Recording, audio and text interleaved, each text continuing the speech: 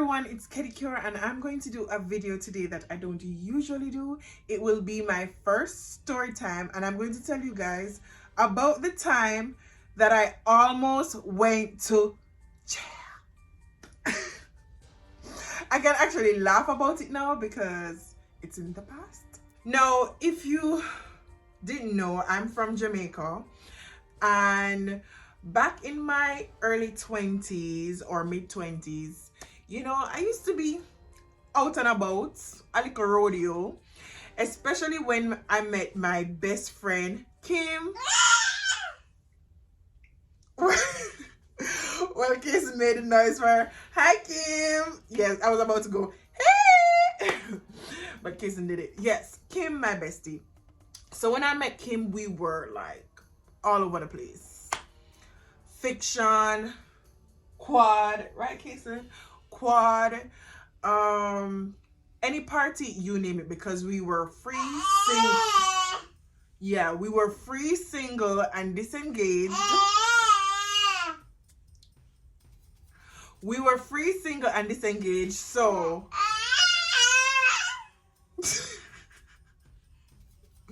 this story time is gonna be hard with Casey. Okay. Let me just continue. Yeah, I had to just give him something to distract him because he was doing too much. Anyways, back to my story. Yeah, we were young, free, single, disengaged, so we were everywhere. I was like a homebody until I met my best friend Kim. Hey, Kim. So when I met Kim, it was just like chemistry at first sight, and we just started hitting the streets. We were everywhere almost every weekend. So one of those rodeo weekends, we decided that we were going to go to Fiction. Now, you see, when me and Kim got out, we don't need nobody else, because it was just so fun being out with someone that, you know, just had the vibes, had the look, because we just like, when we strut through a party, it's just like turn heads. We were just like tall glasses of caramel and milk. Yeah. And even though, yeah, I was single at the time, I did have men pursuing me, and there was this white guy who lived overseas and he was visiting at the time, and I didn't know him, I didn't meet him before. It was just like an acquaintance online, and he came down to actually visit someone else. Wasn't me. Yeah, wasn't me. He happened to be going to Fiction, and he did tell me he was going to Fiction, but I mean, he didn't come to visit me, so it was neither here nor there to me. We were in the VIP area because we are rodeo, everybody knows, so I'm just letting me up and just enjoying ourselves, drinking our liquor, you know the works, acting all cute. And I do recall him coming in with a girl, and they were in the general area where, you know, everybody was, and he saw me, and I don't know if I was just looking like a hot tamale or what, but he kept making eye contact with me while he was in the general area with the other girl, until Mr. Homeboy make him way up to the VIP area. And then, to add insult to injury, or injury to insult, whatever that is, Homeboy started going back and forth. He came over to me and was like, yeah, hey, whatever. I'm like, okay, cool, nice, whatever. And I wasn't really entertaining any conversation because I did realize that he came with someone. So he kept going back and forth though, and I even said to him at one time, like, stop going back and forth, because, you know, she's gonna realize that you keep coming to me and wonder what's happening. After the third time, I'm like, no, stay that side, stop coming back and forth. Anyways, I decided to go to the bathroom. Kim didn't follow me. I went to the bathroom, and when I came out of the cubicle, I was approached, honey. Approached like, that's my friend's man, and where do you know him from? Because this is his first time visiting Jamaica and blah blah blah. And I'm like, oh, so sweetie, you think because it's his first time visiting Jamaica, she's the only person he knows from Jamaica? What? What? Anyways, I really just laughed her off. And then I came out in the bathroom and immediately I told Kim that, you know, the girl approached me. And Kim, you know, you always have that one friend that acts like a protector, you know, the mother of friends. And that's Kim. Kim was just like, who, what, where, when, why, how? Come to you? I'm trying to remember how it went off, but we had to walk past them to get back to where we were standing in the VIP area. And I do believe Kim stopped. Kim stopped and said to her, like, why did your friend approach my friend in the bathroom? You know? And before I knew it, like, Miss Thing was just waiting on an opportunity to go off on us because maybe she was just watching him going back and forth the entire night. So before I knew it, they were in each other's face. And the girl who the guy came with, she went ahead. Say, for instance, this is a champagne bottle. She went ahead and smashed the champagne bottle on the table. I was like, what? I was like, ooh, Kim, we gotta go. Because firstly, ain't no way I'm fighting over a man that I don't even, matter of fact, I'm not even fight over a man that I do know.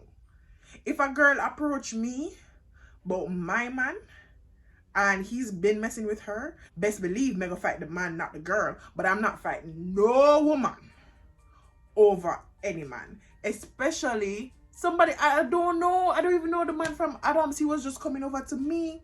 And this girl was literally ready to start a brawl, which she did, over a man that she just met. Because if it's his first time visiting Jamaica, then you just met him. Come on, girl. So she smashed the bottle on the table, and then that didn't, although that scared me, that didn't scare Kim one bit, because that was just Kim's go to attack.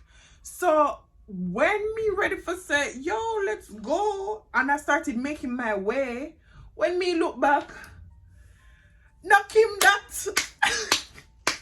Kim was there throwing punches on the girl. She was over the girl on the lounge chair, throwing punches. And I'm like, Kim, let's go. Because her other friends started to get wild and was throwing glasses. So trust me, you see that dandy shandy that we play when we younger came in handy, because I had to be sighting glasses. They went wild. Some people got hit. I think even the manager for the club got a hit on his elbow with a glass. But I guess because Kim was so close, it wouldn't affect her because she was busy fighting the other girl. So when the security part them, Kim fell back on the table. So you see when Kim fall back on the table, you know what the girl do? The girl take one of the bottles or a glass and hit my friend. This girl hit my friend in her face. No, me couldn't understand something. This girl hit my friend, not punch, not slap, hit her with a glass in her face over a man that you don't know, who you just met.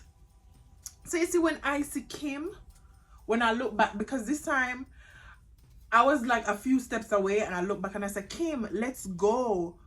But I realized Kim was still fighting her. But you see, when I see she fall back and she got the hit, and when Kim turned around and her face was in blood,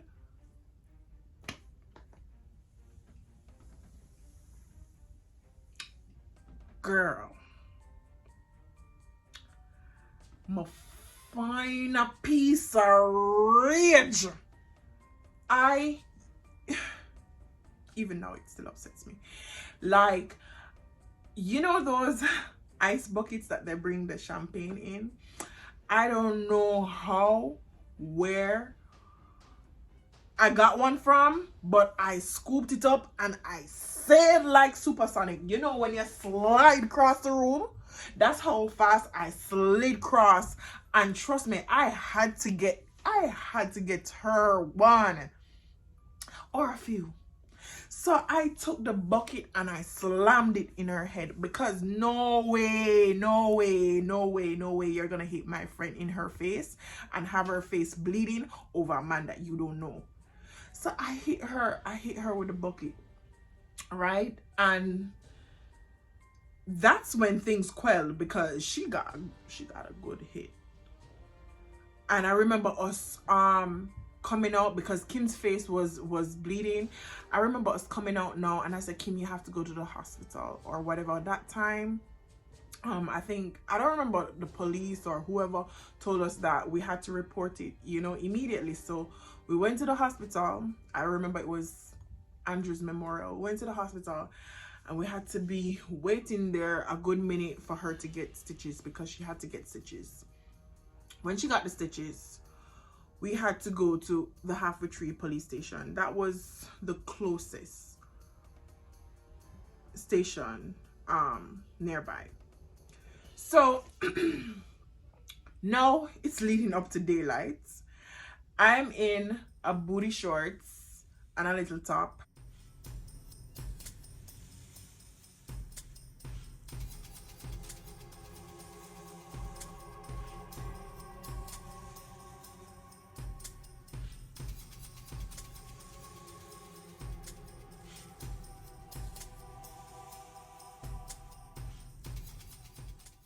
And Kim is in her dress, and I kid you not, I felt like a real hoochie mama sitting in the station with daylight catching me, like, who are these whores they took off the street or something like that. But trust me, the night just got worse into the morning, and it went from a case of us pressing charges against her to this little heifer now wants to press charges against us. Why? She claimed that I hit her in her head. I was like, me?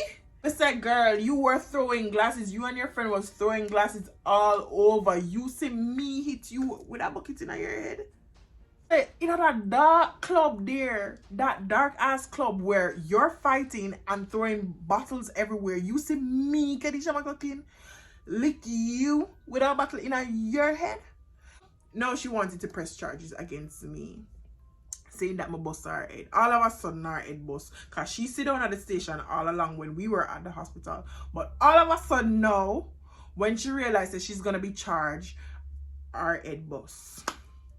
So they took her from the station to the hospital to check on whatever injury she got.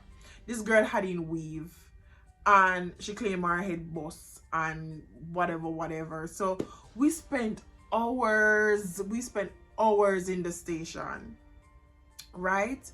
And when she finally came back, I'm like, you know, say nothing to that girl, yeah, because she came back with her hair still intact. I'm like, wouldn't they have to cut out her weave and whatever she had in to assess the damage in her head? She came back quite intact, and all of a sudden they're saying, okay, she's going to press charges against you. So now Kim and I are at the station and we needed bail.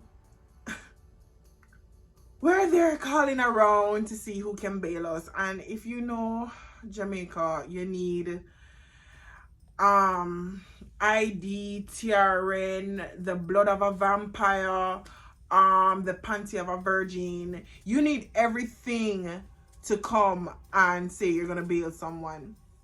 So we got Kim's mom to come and bail us out. And trust me, we were at the station, say, from 8 a.m. and we didn't leave till about 5 p.m. So we sat in that nasty, horrible station the entire day with people coming in, looking at us in our little hoochie outfits all day.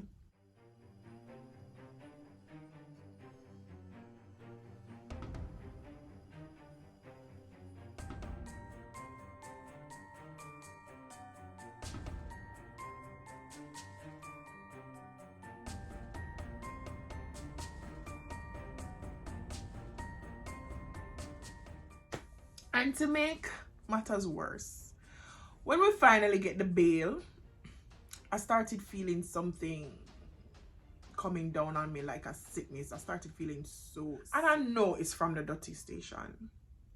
It was the time that Chick V was going on. And trust me, I went home that day and I contracted Chick V. I couldn't sleep. I couldn't eat. I had to be drinking fluids.